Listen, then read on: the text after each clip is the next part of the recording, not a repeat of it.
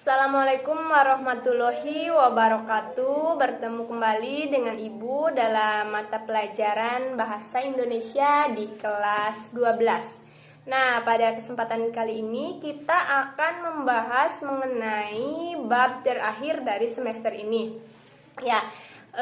Yang akan kita bahas yaitu mengenai memahami isu teknis lewat editorial. Nah, kalian sudah tahu belum apa itu teks editorial? Pasti kalian baru mendengarnya. Nah, maka dari itu kita akan mempelajarinya sekarang. Nah, teks editorial adalah sebuah artikel dalam surat kabar yang merupakan pendapat atau pandangan redaksi terhadap suatu peristiwa yang aktual atau sering menjadi perbincangan hangat pada saat surat kabar itu diterbitkan. Nah, isu atau masalah aktual itu dapat berupa masalah politik, sosial, maupun masalah ekonomi yang berkaitan dengan politik. Nah, contoh isu yang diangkat misalnya tentang kenaikan BBM, kemudian kebijakan impor, dan lain sebagainya. Nah, teks editorial ini biasanya muncul secara rutin di surat kabar, di koran, atau di majalah. Nah, teks editorial merupakan opini atau pendapat yang ditulis oleh redaksi terhadap suatu isu yang sedang aktual di masyarakat.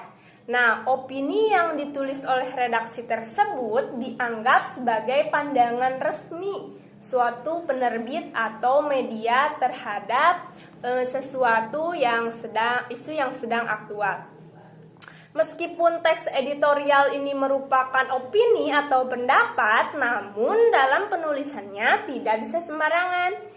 Pada penulisan opininya itu harus dilengkapi dengan bukti, fakta, dan argumentasi yang logis.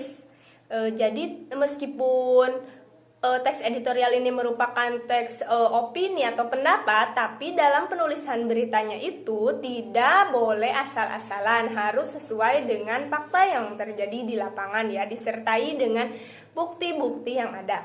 Nah, kemudian apa sih tujuan dari teks editorial itu sendiri? Nah, setidaknya terdapat dua tujuan utama dari teks editorial. Yang pertama, teks editorial bertujuan untuk mengajak pembaca untuk ikut berpikir tentang isu yang sedang hangat dibicarakan atau yang sedang terjadi di kehidupan sekitar kita. Kemudian yang kedua yaitu teks editorial bertujuan untuk memberikan opini atau pandangan redaksi pada pembaca terhadap isu yang sedang berkembang pada saat itu. Kemudian ada manfaat dari teks editorial. Manfaat dari teks editorial itu ada 3. Yang pertama, memberikan informasi kepada pembaca. Kemudian yang kedua, bermanfaat untuk merangsang pemikiran pembaca. Kemudian yang ketiga itu teks editorial terkandung maupun menggerakkan hati pembaca untuk bertindak, untuk ikut berkomentar terhadap sesuatu yang sedang terjadi, yang sedang hangat-hangatnya pada saat itu.